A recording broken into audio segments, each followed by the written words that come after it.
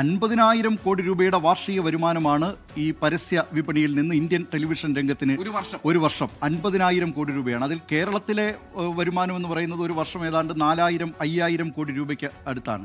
അപ്പോൾ അത്രയും വരുമാനം വരുന്ന ആ ടെലിവിഷൻ രംഗത്തെ എത്രയോ പേർ ഉപജീവനം നടത്തുന്ന ടെലിവിഷൻ രംഗം, അതുമാത്രമല്ല അതിന് പുറത്ത് പ്രേക്ഷകർ വലിയ വിശ്വാസ്യത അർപ്പിച്ച് കാത്തിരിക്കുന്ന ആ ടെലിവിഷൻ രംഗത്താണ് വലിയ തോതിലുള്ള തട്ടിപ്പും തരികിടയും ഒക്കെ നടത്തിക്കൊണ്ട് ഒരു വൻ തട്ടിപ്പ്, വൻ മാഫിയ സംഘം ഇതിന് പിന്നിൽ പ്രവർത്തിക്കുന്നത്. പ്രേക്ഷകർ ശ്രദ്ധിക്കുക, മാസങ്ങളായി 24 നടത്തിക്കൊണ്ടിരുന്ന അന്വേഷണത്തിന്റെ വിവരങ്ങളാണ് ഇതാ 24 പുറത്തുവിടാൻ പോകുന്നത്. ബാർക്കിലെ മിഡിൽ ലെവൽ ഉദ്യോഗസ്ഥനായ പ്രേംനാഥ് എന്നയാളുടെ നേതൃത്വത്തിൽ മുംബൈ കേന്ദ്രീകരിച്ചുള്ള സംഘമാണ് ഈ തട്ടിപ്പിന് പിന്നിലെന്ന് ഞങ്ങൾക്ക് ലഭിച്ച ശക്തമായ തെളിവുകളിലൂടെ വ്യക്തമായിരിക്കുകയാണ്.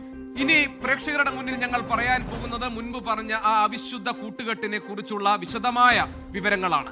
കേരളത്തിലെ ഒരു ചാനൽ ഉടമ, പ്രേക്ഷകർ ശ്രദ്ധിക്കുക, കേരളത്തിലെ ഒരു ചാനൽ ഉടമ, അതായത് ഞങ്ങളെപ്പോലെ തന്നെ വാർത്താ ചാനലുകൾ ധാരാളമുള്ള നമ്മുടെ നാട്ടിൽ, അവിടെ ഒരു ചാനൽ ഉടമയുടെ അക്കൗണ്ടിൽ നിന്ന് പ്രേംനാഥ് എന്ന ബാർക്ക് എന്ന സംവിധാനത്തിലെ മിഡിൽ ലെവൽ ഉദ്യോഗസ്ഥനായ പ്രേംനാഥിന്റെ വാലറ്റിലേക്ക് കോടികൾ എത്തി എന്നതിന്റെ രീതികൾ എന്തൊക്കെയാണ് എന്ന് നമ്മൾ പരിശോധിക്കുകയാണ്.